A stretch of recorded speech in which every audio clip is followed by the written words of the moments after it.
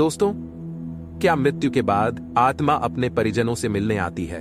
तो आपको बता दें कि गरुड़ पुराण में मृत्यु के बाद आत्मा की यात्रा और उसके अनुभवों का विस्तार से वर्णन किया गया है। इस शास्त्र के अनुसार आत्मा का अपने परिजनों के साथ रहना या न रहना कई कारकों पर निर्भर करता है, जिसके बारे में हम आपको आगे विस्तार से बताएंगे।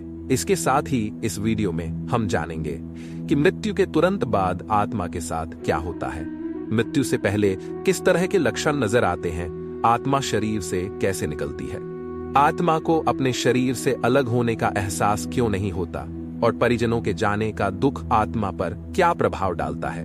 ये सब हम आपको एक एक करके विस्तार से बताएंगे। लेकिन आगे बढ़ने से पहले आपसे निवेदन है कि इस वीडियो को लाइक करें और कमेंट में जय गरुड़देव लिखें। और हाँ, इस वीडियो को बीच में छोड़ने की गलती न करें, क्योंकि ये गरुड़ पुराण की कथा है और भगवान श्री हरि विष्णु कहते हैं कि मनुष्य को गरुड़ पुराण की कथा कभी भी आधी अधूरी नहीं सुननी चाहिए। तो चलिए दोस्तों, शुरुआत करते हैं गरुड़ पुराण के इस रहस्यमयी प्रसंग से। आपको बता दें कि हिंदू धर्म के 18 महापुराण हैं। गरुड़ पुराण भी उनमें से एक है। इसमें 19 श्लोक हैं और इसके 2 भाग हैं। गरुड़ पुराण जगत के उद्धारक भगवान विष्णु को समर्पित है, इसी कारण इसे महापुराण का दर्जा दिया गया है। धार्मिक मान्यताओं के अनुसार गरुड़ पुराण का पाठ करने से मृतक को मोक्ष की प्राप्ति होती है और मृतक के परिजनों को आत्मिक शांति के साथ साथ आध्यात्मिक ज्ञान भी प्राप्त होता है। गरुड़ पुराण व्यक्ति की मृत्यु से पहले मिलने वाले संकेतों के बारे में बताता है। इसमें यह भी बताया गया है कि जब व्यक्ति की मृत्यु होती है तो उसकी आत्मा शरीर से अलग हो जाती है और एक नई यात्रा शुरू करती है। लेकिन यह यात्रा सीधी सादी नहीं होती।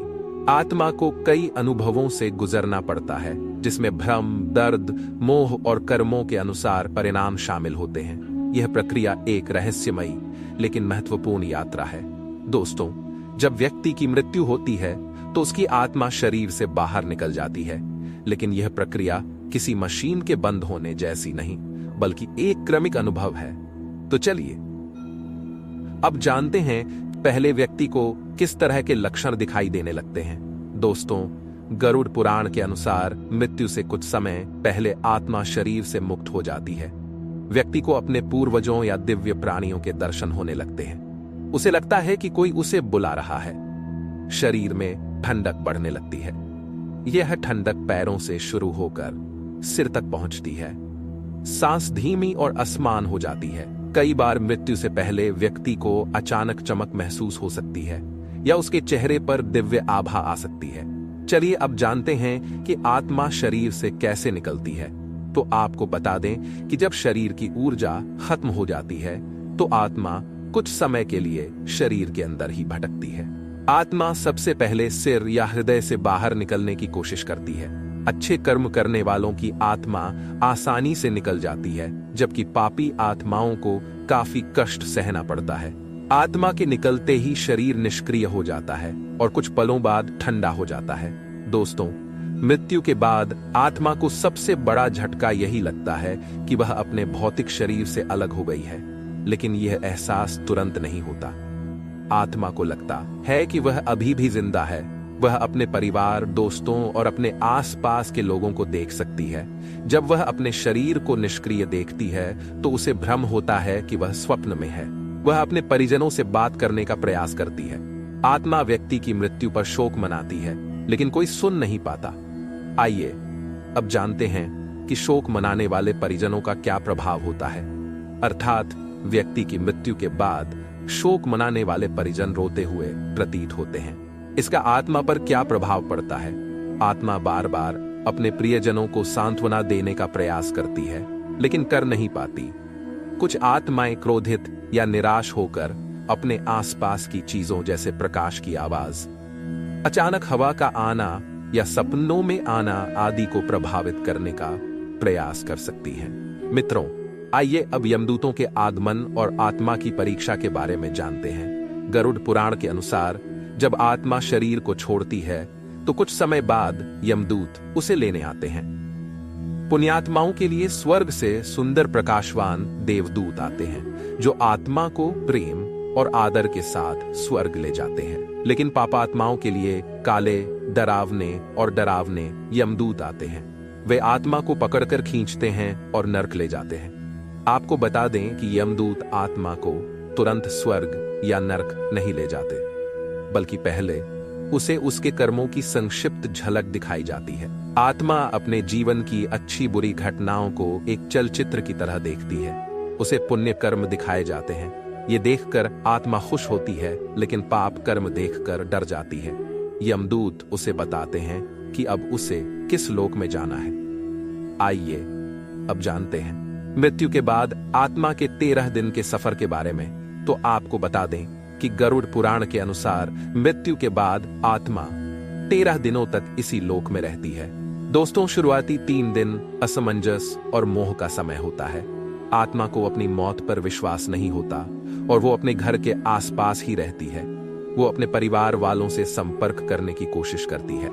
अगर मृत्यु कष्टकारी थी तो आत्मा को पीड़ा और बेचैनी का अनुभव होता है। दोस्तों, इसके बाद चौथे से 10वें दिन आत्मा को सच्चाई का एहसास होता है। इस तरह फिर धीरे धीरे आत्मा को समझ आता है कि वो अब जीवित नहीं है। अगर परिवार ने सही धार्मिक अनुष्ठान किए हैं तो आत्मा को शांति मिलती है। अगर कोई मृत्यु के बाद अधूरी इच्छाएं लेकर गया है तो उसकी आत्मा बेचैन रह सकती है। इसके बाद 11वें से 13वें दिन आत्मा के प्रस्थान का समय आता है, जो कि परिवार द्वारा किया गया पिंडदान और श्राद्ध कर्म आत्मा को अगले लोक में ले जाता है। अगर कर्म अच्छे हैं तो आत्मा को स्वर्ग का रास्ता मिलता है, और अगर कर्म बुरे हैं तो आत्मा को नरक की सजा मिलती है। दोस्तों, चलिए अब जानते हैं आत्मा परिवार में होने का संकेत कैसे देती है। गरुड़ पुराण में बताया गया है कि यदि कोई आत्मा अधूरी इच्छाओं या मोह के कारण इस संसार में फंस जाती है तो वह अपने परिवार को संकेत दे सकती है, जैसे परिवार के सदस्यों को दिवंगत आत्मा के सपने आना, घर में अचानक सुगंध या अजीब ऊर्जा का महसूस होना, बिजली के उपकरणों का अपने आप चालू या बंद हो जाना। दोस्तों, गरुड़ पुराण और अन्य वैदिक ग्रंथों में बताया गया है कि जब किसी व्यक्ति की मृत्यु होती है तो उसकी आत्मा उसके भौतिक शरीर को छोड़ देती है, लेकिन इस स्थिति में आत्मा का अनुभव सामान्य प्राणियों से अलग होता है। आत्मा देख और सुन सकती है, लेकिन वह बोल नहीं सकती और दूसरों से बात नहीं कर सकती। यह एक रहस्यमय लेकिन महत्वपूर्ण विषय है, तो आइए इसके बारे में विस्तार से जानते हैं। आपको बता दें कि शरीर 3 स्तरों से बना होता है, जिसमें पहला स्थूल शरीर यानी भौतिक शरीर, जिसे हम देख और छू सकते हैं। दूसरा सूक्ष्म शरीर यानी मन, बुद्धि और अहंकार, जो शरीर के बिना भी मौजूद रहते हैं। और तीसरा कारण शरीर आध्यात्मिक स्तर, जो आत्मा का मूल स्वरूप है। जब मृत्यु होती है तो आत्मा स्थूल शरीर को छोड़ देती है, लेकिन उसका सूक्ष्म शरीर उसके साथ रहता है। इस सूक्ष्म शरीर के कारण ही आत्मा देख और सुन सकती है। दोस्तों, अब अगर आप सोच रहे हैं कि आत्मा बोल क्यों नहीं सकती, तो आपको बता दें कि आत्मा के पास अब स्थूल शरीर नहीं है, इसलिए वह ध्वनि उत्पन्न नहीं कर सकती। वाणी उत्पन्न करने के लिए स्वर यंत्र, जीभ, फेफड़े जैसे शरीर के अंगों की आवश्यकता होती है, जो मृत्यु के बाद निष्क्रिय हो जाते हैं। आत्मा को बोलने के लिए शरीर जैसे माध्यम या विशेष ऊर्जा की आवश्यकता होती है। केवल कुछ विशेष परिस्थितियों में ही आत्मा मानसिक तरंगों के माध्यम से संदेश भेज सकती है। जब आत्मा अत्यधिक ऊर्जा को केंद्रित करती है तो वह सपनों या संकेतों के माध्यम से संवाद कर सकती है। दोस्तों, अब जानते हैं कि क्या आत्मा अपने परिवार की रक्षा कर सकती है। गरुड़ पुराण और अन्य हिंदू धार्मिक ग्रंथों में मृत्यु के बाद आत्मा की स्थिति, उसकी क्षमताओं और परिवार के साथ उसके संबंधों के बारे में विस्तार से बताया गया है। लेकिन एक सामान्य प्रश्न यह उठता है कि क्या आत्मा मृत्यु के बाद अपने परिवार की रक्षा कर सकती है? इस प्रश्न का उत्तर हम गरुड़ पुराण और अन्य शास्त्रों में दिए गए सिद्धांतों के आधार पर समझने का प्रयास करेंगे। दोस्तों, मृत्यु के बाद आत्मा की गति उसके कर्मों और संस्कारों पर निर्भर करती है। आत्मा के पास कुछ विशेष शक्तियां होती हैं, लेकिन वे भौतिक दुनिया में पूरी तरह से कार्य नहीं कर सकती है, जो आत्मा मोक्ष को प्राप्त कर लेती है। मित्रों, ऐसी आत्मा इस संसार से मुक्त होकर परमात्मा में विलीन हो जाती है और फिर कभी लौट कर नहीं आती। अगर परिवार में कोई मुसीबत आने वाली होती है तो पितृ आत्माएं सपनों या अन्य संकेतों के जरिए अपने वंशजों को सचेत कर सकती हैं। लेकिन दोस्तों, अगर आप सोच रहे हैं कि आत्मा अपने परिवार की रक्षा कैसे कर सकती है, तो हम आपको बता दें कि कई बार आत्माएं सपनों के जरिए अपने परिवार को आने वाली मुसीबत से आगाह कर सकती हैं। गरुड़ पुराण के अनुसार अगर सपने में बार बार मृत आत्मा दिखाई दे तो यह एक महत्वपूर्ण संदेश हो सकता है। दोस्तों, कई बार लोगों को ऐसा लगता है कि वे अचानक किसी अनहोनी से बच गए हैं या कोई अदृश्य शक्ति उनकी रक्षा कर रही है। हो सकता है कि ये उनके पूर्वजों की आत्माएं हों जो उन्हें किसी मुसीबत से बचा रही हों। वहीं आपको बता दें कि जब परिवार में कोई धार्मिक अनुष्ठान, पाठ या श्राद्ध किया जाता है तो आत्माएं प्रसन्न होती हैं और घर में सकारात्मक ऊर्जा का संचार करती हैं। ये सकारात्मक ऊर्जा परिवार को मानसिक शांति और सुरक्षा प्रदान करती है। आत्माएं कई बार परिवार के सदस्यों को सही निर्णय लेने के लिए प्रेरित भी कर सकती हैं।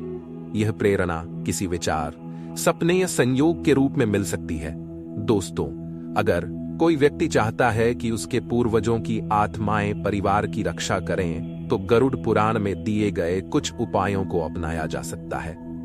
तो आइए जानते हैं इन उपायों के बारे में।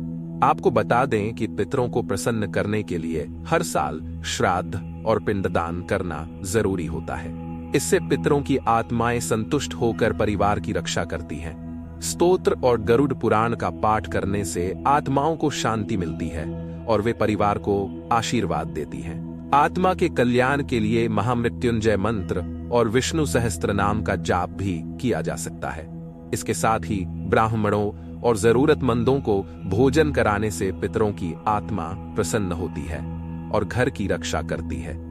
दोस्तों, आपको बता दें कि अगर किसी व्यक्ति की आत्मा भटक रही हो तो वह परिवार की पूरी तरह से रक्षा नहीं कर सकती, बल्कि ऐसी आत्माएं कभी-कभी परिवार के लिए परेशानियां भी खड़ी कर सकती हैं। इन आत्माओं को शांति देने के लिए विशेष पूजा मंत्रों का जाप और दान पुण्य करना जरूरी होता है। दोस्तों, क्या आपको कभी ऐसा महसूस हुआ है कि कोई अदृश्य शक्ति आपकी रक्षा कर रही है? हमें कमेंट में जरूर बताएं। तो दोस्तों, इस वीडियो में अभी के लिए बस इतना ही। अगर आपको यह जानकारी पसंद आई हो तो इसे लाइक जरूर करें और अपने दोस्तों के साथ शेयर भी करें। और ऐसी ही ज्ञानवर्धक जानकारियों के लिए हमारे चैनल धार्मिक ज्ञान को सब्सक्राइब जरूर करें। जय श्री हरि विष्णु।